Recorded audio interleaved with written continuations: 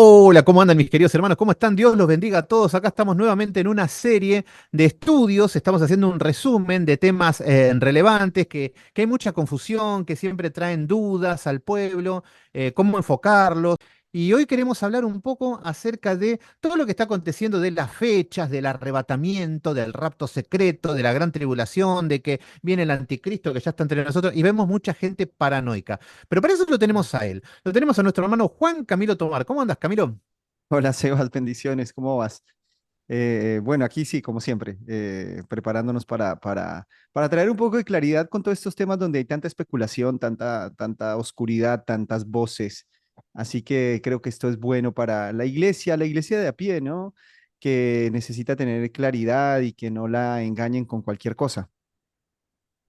Muy bien, y acá vamos a tocar un tema que, bueno, últimamente estuvo sonando mucho, el tema de un argentino, Cristian Tempone, que había tirado una fecha para el 18 de septiembre, no aconteció, y después las tiró para el 21 de noviembre, tampoco aconteció. Yo creo en la fecha, nos vamos con Cristo, hermano. Cristo viene por nosotros. Nos ha revelado la fecha, nos ha revelado el día. La del 18 de septiembre también la va a cumplir, ¿verdad? Porque él no es hombre para mentir. El Señor me reveló la fecha del rapto de la iglesia por medio de su palabra y me la confirmó por medio de múltiples sueños. Sobreviviente de cáncer, vértebra 9 intacta, vértebra 10, 8 tornillos. Tengo la fecha en mi columna. Porque no hace nada el Señor sin revelárselo a sus amigos y hemos sido privilegiados de conocer el día que nos encontraremos con Él. Nos vamos el 17 de septiembre a las bodas del Cordero. Años de oración por el tiempo exacto y una oración contestada. 18 de septiembre 2024. Él ha prometido volver por su iglesia y volverá. Será este 17 y 18 de septiembre. El Señor me reveló la fecha del 17 de septiembre como la fecha de su venida. Pero te invito de todo corazón a que te sumes, a que no te excluyas. En el cielo todos cabemos. Escuche esto con atención. Primero pone a uno y después pone a miles. Y son chasco tras chasco, pero esto ya pasó a lo largo de la historia, ¿no, Camilo? Sí, ha pasado muchísimas veces, no solamente a nivel así mediático, sino también a nivel local. Es muy común ver personas que están poniendo fechas del arrebatamiento y que haciendo sus cálculos de numerología, una numerología completamente hiper alegorizada, porque está bien que los números pueden llegar a tener unos significados en la Biblia, pero hay que comprender en qué contexto se hablaron, se expusieron, hay que ver, bueno, hacer todo un ejercicio hermenéutico para no caer en la alegorización desmedida y terminar inventando delirios, vamos a decir. Entonces, esto es algo que ha sido muy común, muy común. Creo que uno de los más importantes ha sido el de William Miller allá en 1844, el de los adventistas que aseguraban la segunda venida del Señor Jesucristo y que al final pues no vino y en lugar de retractarse, arrepentirse, como por ejemplo fue el caso de Armando Alducin, pedir perdón. No, ellos resignifican y empiezan a darle un tipo de aplicaciones espirituales, o sea, no aceptan la equivocación. Vos ya tenés una postura ya en cuanto, porque eso también vamos a tratar de analizar ahora, porque hay varias diferentes posturas escatológicas, pero en esto, no sé, yo por lo menos, no, cuando hay diferencia en esto, yo no lo tomo ni como herejes ni nada. Ahora, cuando te tiran fechas, te dice que el anticristo está ahí, es Juanito, Pepito, ahí sí yo ya les pongo. Por eso a mí me apenó un poco el tema de Alducin, porque es un predicador que siempre me gustó, más cuando estuve saliendo de la falsa religión. Es alguien que sirve en cuanto a contenido y todo, pero cuando vemos que habla de Apocalipsis, vemos que se va mucho de tema. Y eso trae paranoia, trae ansiedad. Y cuando tiró las fechas, a mí no me extrañaba porque siempre está como hablando, insinuando, diciendo que el anticristo es... Entonces, eso ya me parece nocivo. Pero después en sí, como por ejemplo John MacArthur, que tiene una postura dispensacionalista, no lo veo que sea una persona alarmista o que trae pánico y terror. ¿Cómo hacemos para aclarar esto en cuanto cuál es la barrera de hasta acá está todo bien, somos hermanos y hasta acá, y hasta qué momento decimos esto ya no? en las posturas escatológicas? Bueno, en las posturas escatológicas y en cualquier doctrina, toda doctrina que esté vinculada a la salvación, bueno, será importante tener, vamos a decir, consenso. Ya en cuanto a doctrinas que no están vinculadas a la salvación, bueno, pues ahí pueden haber posturas, se puede dar el debate, se puede dar la diversidad de opinión y no veríamos a nuestros hermanos como herejes o como, qué sé yo, no sé, o que se están perdiendo ya en el infierno por creer una postura escatológica diferente. No. Entonces creo que es importante partir desde esta base, ¿no? De decir que estos temas escatológicos no hacen a nadie un hereje ni un merecedor del infierno, simplemente es una interpretación bíblica, ¿no? En mi caso, yo soy presbiteriano y tengo una postura amilenarista definí esa postura. Sin embargo, estoy conversando con otras escuelas escatológicas, por ejemplo, con la de MacArthur, porque pues es importante uno también conocer qué es lo que no cree o cuáles son los argumentos, los razonamientos de las otras personas, porque la gente no dice las cosas porque sí, atrás de eso hay toda una serie de razonamientos, de explicaciones que no están diciendo algo porque son unos neófitos o unos, qué sé yo, perdidos en el limbo. No, lo están diciendo con una base, con un fundamento. Y es importante conocer esas bases, esos fundamentos. Así que bueno, desde mi perspectiva presbiteriana, soy amilenarista en diálogo con las demás escuelas. Muy bien, y en cuanto a esta situación del arrebatamiento, rapto secreto, ¿se puede calcular la fecha? Porque, por ejemplo, Armando Alducin decía de que nadie sabe el día y la hora, pero sí que Dios nos revela el mes y el año. Entonces, como que, entonces por eso decía que sabía más o menos cuáles eran los tiempos, porque incluso el Señor Jesucristo reprendió a los discípulos por no saber discernir los tiempos, como decir, saben cuándo va a llover, saben cuándo esto. Entonces, como que Dios los estaba reprendiendo porque no sabían cuándo era la fecha de la venida. Entonces, esta es una de las posturas que tiene este predicador, que lo respeto mucho.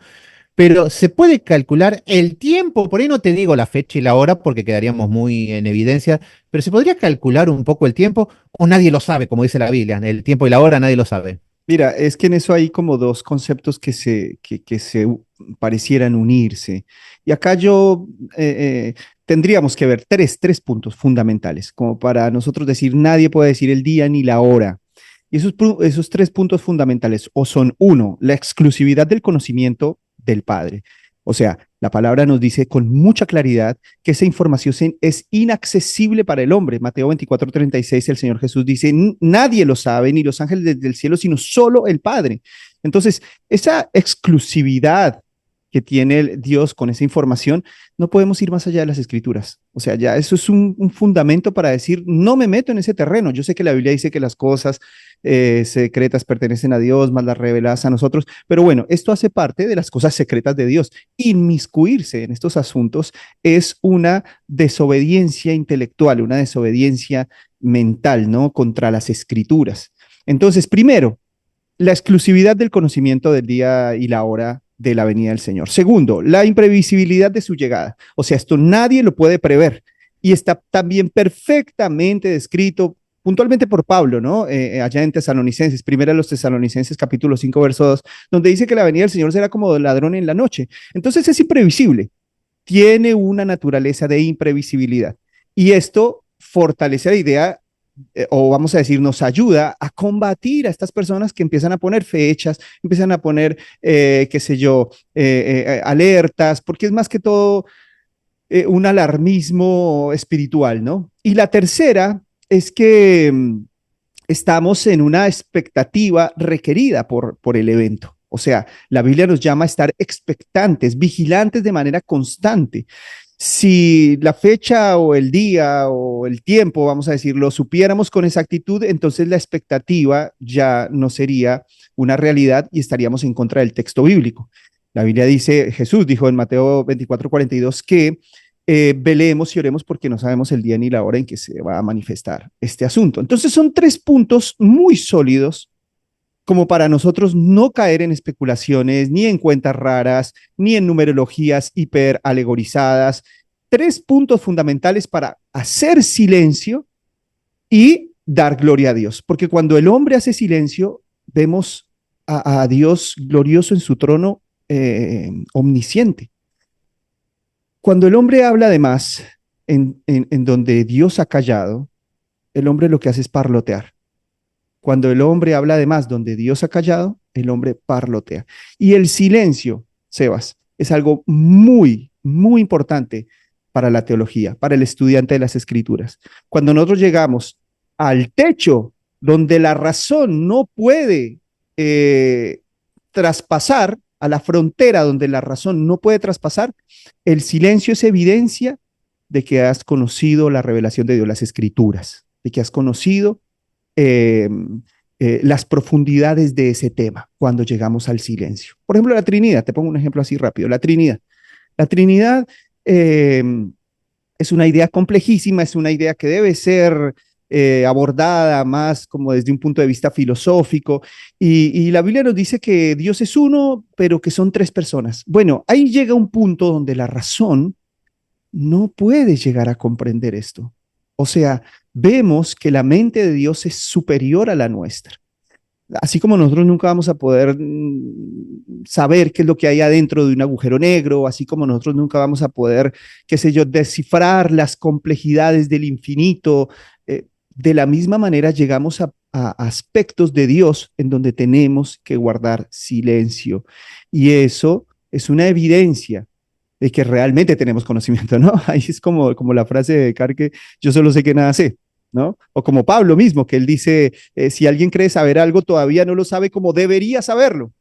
Entonces, en estos puntos donde llegamos al secreto de Dios y a su soberanía y a su mente infinita, entonces nosotros debemos callar. Dios es incomprensible. La incomprensibilidad de Dios es una doctrina, y esto nos hace ver que Dios trasciende la mente humana.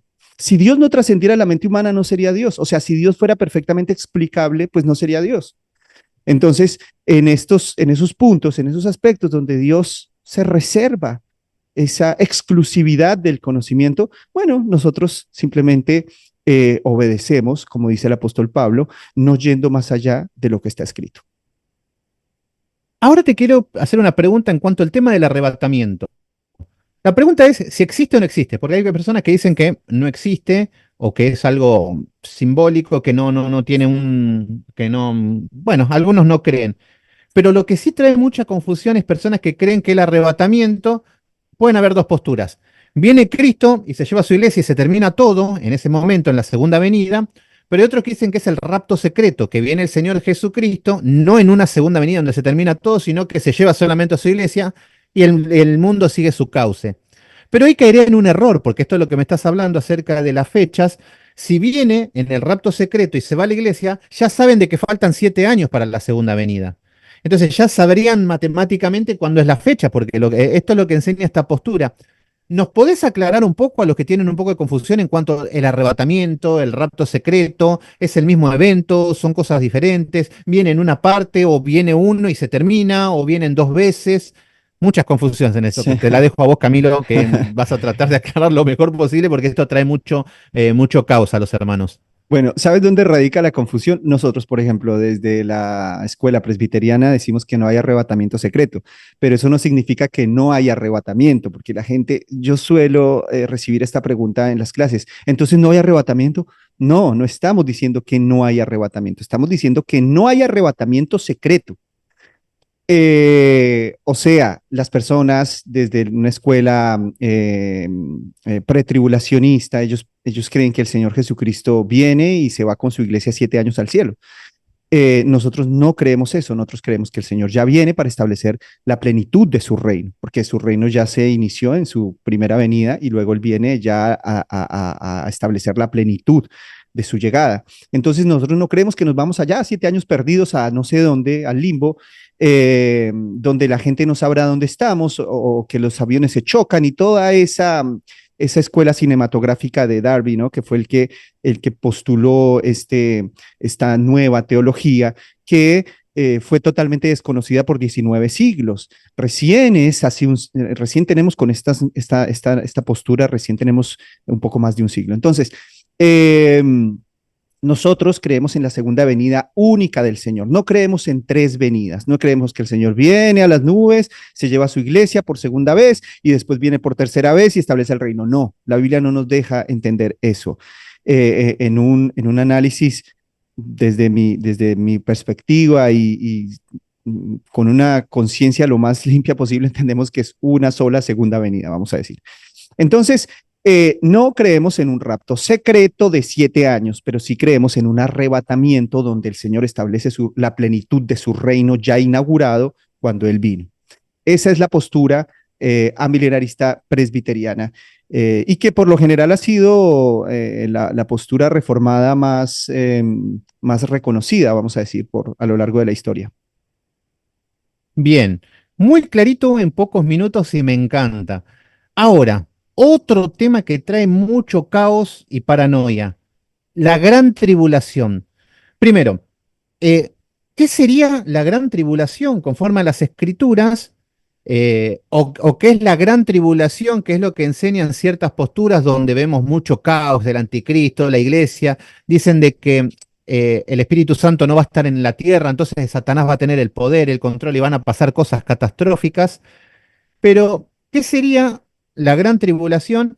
Y la pregunta es esta, porque si la pregunta es esta del arrebatamiento, también la pregunta es, ¿la iglesia pasará la gran tribulación? Es como decir, yo como iglesia, ¿vamos a pasar todo este caos? Porque algunos enseñan de que la iglesia no va a pasar esto. También incluso enseñan de que la iglesia va a estar en el cielo comiendo palomitas de maíz mientras acá se están matando, bombas, anticristo. Y no sé, a mí estas cosas, porque yo fui dispensacionalista al principio, estaba con el reloj profético, veía que si en Israel caía una bomba, que si esto estaba pendiente, no encajaba nada, ciertas cosas no enganchaban, y eso siempre me tuvo teniendo dudas. Hasta que lo empecé a estudiar de una manera milenialista, de una manera simbólica, y encajó todo como una pieza majestuosa. Pero bueno, hablamos un poquito de la gran tribulación y que si la iglesia pasará a responderle a los hermanos que están desesperados a ver si van a sufrir esas cosas. Bueno, el reloj de Dios es Jesucristo. Israel no podríamos verlo como un reloj de Dios. La iglesia, bueno, el plan de Dios que es soberano. Me parece que es un error teológico decir que Israel es el reloj de Dios. Bueno, hay un patrón escatológico que nosotros debemos tener en cuenta a la hora de interpretar el Apocalipsis. Y yo creo que con ese patrón se ordenan las ideas de manera general, porque es que a veces nos enredamos tanto en las minucias, en las pequeñeces, en las chiquiteces, que terminamos haciendo un gran sancocho, un gran revuelto de todo y no sabemos nada. Entonces, si bien es cierto, entendemos que el Señor Jesucristo viene solo una segunda vez, vamos a decir, no es que viene una tercera vez. Desde ese punto de vista, la iglesia pasaría por la gran tribulación, pero esto no representaría para nosotros algo tenebroso, porque esta figura se toma de la salida de Israel del Éxodo. Entonces nosotros vamos a ver el patrón del Éxodo y va a ser perfectamente aplicable al Apocalipsis, a la venida del Anticristo, a la segunda venida del Señor. ¿Cómo sucede esto? En 4 aspectos. Primero, el pueblo de Dios cae oprimido por un gobierno o por un sistema político, religioso, económico, militar corrupto, con antivalores mosaicos, como pasó con Israel. Ellos quedaron allá en Egipto, eran esclavos y empezaron a sufrir por mano de este sistema. De la misma manera va a pasar con la iglesia, que se va a levantar un sistema corrupto con antivalores cristianos y que va a asolar al pueblo de Dios, lo va a perseguir, como ya se puede llegar a estar visualizando hoy en día, ¿no? Con respecto a que el cristianismo se está viendo como un enemigo. Entonces, cuando ya Dios va a dar el rescate, que en este caso fue Moisés el rescate, lo que para nosotros el rescate sería el Señor Jesucristo, se derrama la ira de Dios. Entonces nosotros vemos allá en Egipto cómo se derraman las plagas, las 10 plagas, la sangre, el río Nilo, qué sé yo, la muerte de los primogénitos, pero Israel pasa por ese juicio de Dios, por esa gran tribulación, pasa protegida por la sangre del Cordero, ¿no? Recordemos que en el Éxodo la sangre del cordero era puesta en los dinteles de las puertas y el ángel, por ejemplo, el ángel que mataba a los primogénitos, pasaba de largo. De la misma manera, la iglesia, cuando pase por la gran tribulación, será protegida por Dios, porque Dios la está rescatando de este mundo corrupto. Finalmente llega Moisés y se lleva al pueblo, así como finalmente llega Jesucristo y se lleva a su iglesia y se establece en el caso de Moisés, una nación teocrática, y en el caso del Señor Jesucristo ya se establece una creación teocrática, cielos y tierra nuevos. Entonces son 4 aspectos de ese periodo.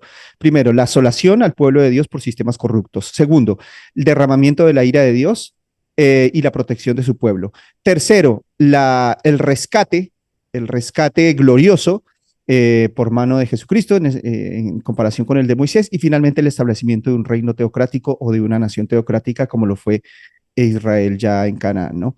Entonces, una vez las personas comprenden que el arrebatamiento es un rescate, vamos a decir, se les ordena el panorama, ¿no? Ya es más difícil enredarse en cosas pequeñas. Esto no solamente pasó en Egipto, esto pasó otras veces y quizás pase otras veces, eso no lo sabemos, pero lo que sí sabemos es que ese patrón escatológico debe cumplirse, ¿no? Entonces debemos ver la segunda venida del Señor como un rescate, y Él nos está rescatando de un sistema corrupto que nos estará oprimiendo, ¿no? Y bueno, se establecerá finalmente el reino de Dios. Y esto es muy lindo, Sebas, porque pues tiene una perfecta armonía con todas las escrituras, nos hace descansar en el Señor, estar vigilantes, estar atentos, no caer en especulaciones, no caer en alarmismos, no caer en sensacionalismos, sino que simplemente con paciencia vigilar y esperar la venida del Señor. Porque los tiempos finales, los últimos tiempos, empezaron cuando el Señor Jesucristo vino por primera vez. Nosotros tomamos esto desde la profecía de las 70 semanas de Daniel. Desde que viene el Señor Jesucristo hasta nuestros días, estamos viviendo los últimos tiempos. Siempre, o sea, son últimos tiempos que han tardado 2000 años. Entonces, pues esto también nos ayuda a, vamos a decir, a no ser tan alarmistas, sí a estar vigilantes, sí a estar comprometidos con la venida del Señor, sí a estar guardándonos, atentos a la venida del Señor, pero sin caer en esas especulaciones, porque como ya lo vimos en la introducción, todos estos chascos que han surgido de estos líderes de sectas, que no solamente fue el de los adventistas, sino que también fue el de los testigos de Jehová, el de los mormones, todos han estado dando fechas, incluso desde nuestro evangelicalismo también hemos tenido personas que han dado fechas y ha terminado en un gran chasco, y muchas personas han terminado es como confundidas, como diciendo, bueno, ¿qué pasó? Mi fe no funcionó. Un sinnúmero de cosas, ¿no? Y en unos casos que tratan de ser un poco más sutiles, es por ejemplo esta, de decir que el Señor, por ejemplo, con el caso de Gigi Ávila, que es un tema bastante sensible, muchas personas salieron a decir que el arrebatamiento iba a ser antes de la muerte de Gigi, ¿no? En el caso de David Wilkerson también, muchas personas salieron a decir que la venida del Señor sería antes de la muerte de David Wilkerson. Y entonces la gente lo cree en esas cosas, pero todos esos son especulaciones, quizás en este caso son más sutiles, pero la verdad es que siempre se llevan un gran chasco. Lo que pasó ahora mismo con Christian Tempone y con su predicción de que el arrebatamiento sería el 21 de noviembre, ahora recién. Qué locura todo eso que... Pero bueno, tiene que acontecer. Y por último, para ir cerrando, el tema del milenio. Mira, yo te digo algo, yo era dispensacionalista cuando estaba estudiando, y es lo más, a ver, es como que se da por hecho, ya sabemos que con la Biblia de Scofield, que era una Biblia aumentada, que explicaban todos los acontecimientos de una postura dispensacionalista, y todos ya lo dan por hecho, de que ya viene una gran tribulación, que viene, bueno, el tema del milenio era algo que no me entraba. A ver, déjame que les resumo rápidamente. El milenio llega a Cristo el Señor en la segunda venida y viene un tiempo de paz. Satanás atado, Jesús reinando supuestamente en Jerusalén, nosotros con cuerpos glorificados, pero queda la tercera parte de la población que está con la naturaleza caída, porque después del Armagedón queda gente sobreviviendo. Algunos dicen de que vamos a volar porque Jesús dicen que ascendió al cielo volando, entonces como Él es la primicia, vamos a estar volando. Entonces, y va a haber tiempos de paz. Pero también entendemos que si va a haber tiempo de paz y hay gente con la naturaleza caída, va a ser el mundo muy parecido a lo que estamos viviendo ahora. Entonces, esas cosas no me cerraban.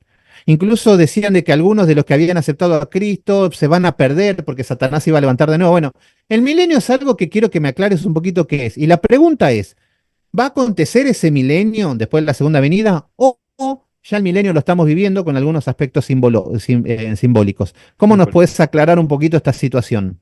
Bueno, desde el presbiterianismo, que es la postura que estamos exponiendo, nosotros entendemos que el milenio ya que vamos a decir, simbólico y que ya estamos en el milenio. Y esto es de la naturaleza de la primera venida del Señor.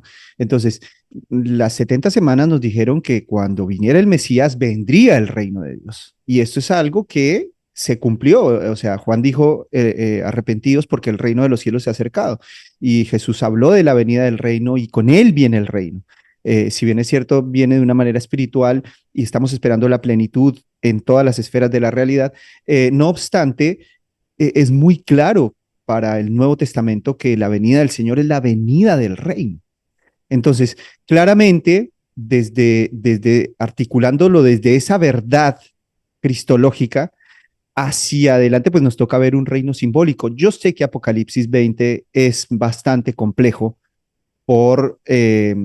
desde un punto de vista milenarista, pero articulado todo desde la venida del Señor, el reino, cómo él ató a Satanás, cómo en la cruz realmente se hizo expiación por el pecado, todo lo que dice Daniel capítulo 9 con respecto al establecimiento del reino, lo cumplió la cruz, ¿no? Si Jesús no derrotó categóricamente a Satanás en la cruz, entonces la cruz pues no sé qué papel cumpliría, ¿no? Entonces, para nosotros la cruz cumple un papel redentor, judicial, ató a Satanás en la cruz. La Biblia promete allá en Génesis, en el protoevangelio, que cuando viniera el Mesías, él heriría a la serpiente en la cabeza y ella lo heriría en el carcañal. Entonces, nosotros creemos que Satanás tiene una herida de muerte en la cabeza que está atado, porque el Señor Jesucristo dijo que él había venido a atar al hombre fuerte y a saquearlo. Entonces, para nosotros todo eso concuerda con la inauguración del milenio, ¿no? Y entonces, como vamos 2000 años, entendemos que ese milenio es simbólico y que estamos yendo hacia la plenitud, donde sí el Señor se manifestará por segunda vez y ya establecerá el reino ya en todas las esferas de la realidad. Porque si bien es cierto, con su primera venida se estableció el reino en las esferas espirituales, en su segunda venida ya será en plenitud. Entonces, acá también vemos un progreso en el plan de Dios que lo separamos en tres conceptos en la teología presbiteriana, que es primero Dios, vamos a decir, promete, después cumple y después la plenitud, ¿no? Entonces, el tiempo de las promesas era el Antiguo Testamento, promesas de restauración, promesas de reino, promesas de salvación, promesas del Mesías. El Antiguo Testamento era promesas. Por eso también ahí los profetas cumplen ese papel de anunciar la restauración y eso. Pero una vez venido el Señor Jesucristo, entramos en un tiempo de cumplimiento, ya no hay más promesas. Esa gente que dice, ay, Dios me prometió, o las niñas que dicen, ay, Dios me prometió un príncipe azul, Dios me prometió una empresa. Dios no promete esas cosas. Las promesas de Dios que hicieron los profetas fueron una nueva humanidad, un reino donde mora la justicia, Dios morando con su pueblo perpetuamente. Bueno, esas son las promesas, pero ese tiempo de promesas se acabó, porque en Jesucristo se cumplieron todas las promesas de Dios. Si después de Jesucristo hay que seguir haciendo promesas, entonces Jesucristo no es el cumplimiento de la plenitud de todas las cosas, pero para nosotros Jesús es el cumplimiento de todas las promesas de Dios y solamente nos queda dar el paso a la plenitud de esas promesas, ¿no? Donde se aplican a nuestras vidas ya de manera definitiva. Entonces son tres aspectos donde nosotros también podemos organizar nuestra mente escatológica o nuestro pensamiento escatológico. Primero, las promesas que ya pasaron, todo el tiempo profético y todo el tiempo donde se anunció el reino, el Mesías, y bueno, las demás cosas. Finalmente, bueno, después el cumplimiento con la venida del Señor Jesucristo, de una manera maravillosa, un cumplimiento perfecto, absoluto, total, y ahora estamos esperando la plenitud. Entonces, en la plenitud entra el milenio, ¿no?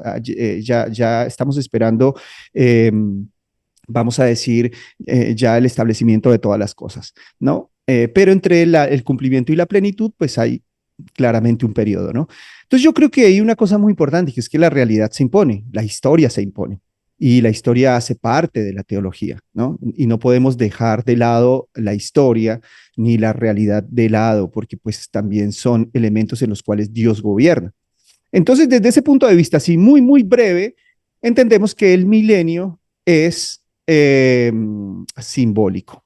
que ya estamos en un milenio espiritual y estamos esperando la plenitud de ese milenio que abarque todas las esferas de la realidad.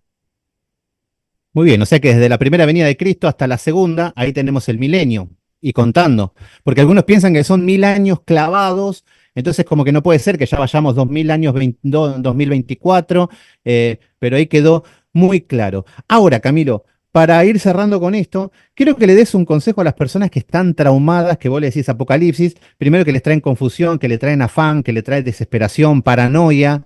Hay gente que les agarra esas locuras o delirios místicos de que ya saben cuándo es la fecha, de que este es el anticristo, de que Mickey Mouse es el anticristo, dijeron por ahí algunas, y tantas cosas.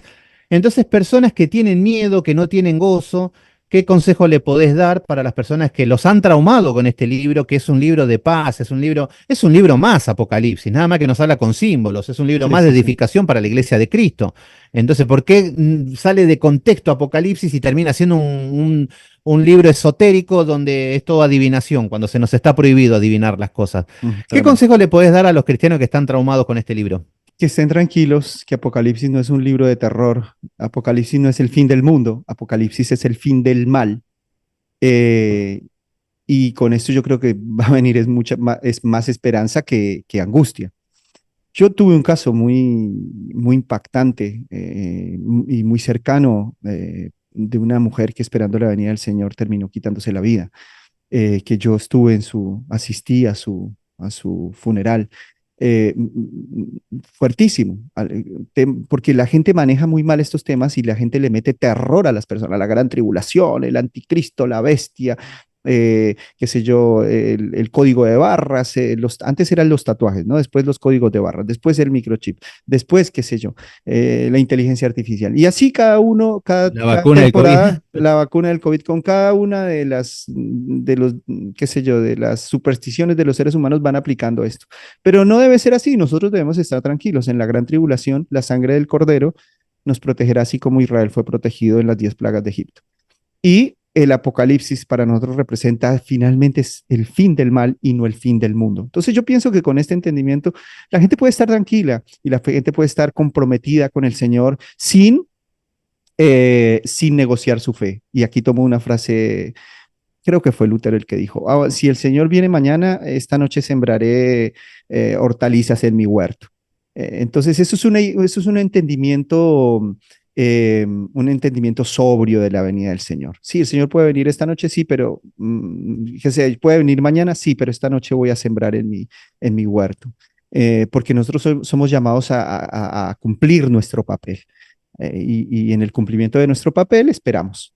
Entonces, nuestro papel es santificarnos, nuestro papel es, obviamente con la ayuda del Espíritu Santo, nuestro papel es velar, es orar, es esperar, es tener expectativa de la venida del Señor, porque va a ser un tiempo glorioso, es el tiempo de la glorificación de Jesús. En su primera venida Él vino a su martirio, a su sufrimiento, pero ahora viene en su gloria. Entonces es más esperanza que terror.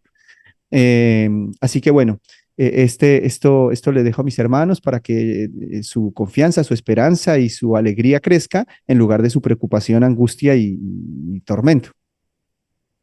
Así que bueno, mis queridos hermanos, así pasaba Juan Camilo Tovar, así que a descansar, nadie sabe el día, ni la fecha, ni la hora, puede venir en 10 millones de años, mañana, no sabemos, pero hay que estar tranquilos, ni se les ocurra vender nada, vender sus casas. Hay gente que decían, en la pandemia decían, yo ya no llevo a mis hijos a la escuela, ya no trabajo porque es el fin del mundo. No, el que no trabaje, que no coma, así lo dice Pablo, así que como dijo Camilo también ahí, así que a seguir perseverando, estudiando, meditando y descansando en el Señor. Así que bueno, nos estamos despidiendo y que el Señor los bendiga a todos. Chau, chau, chau.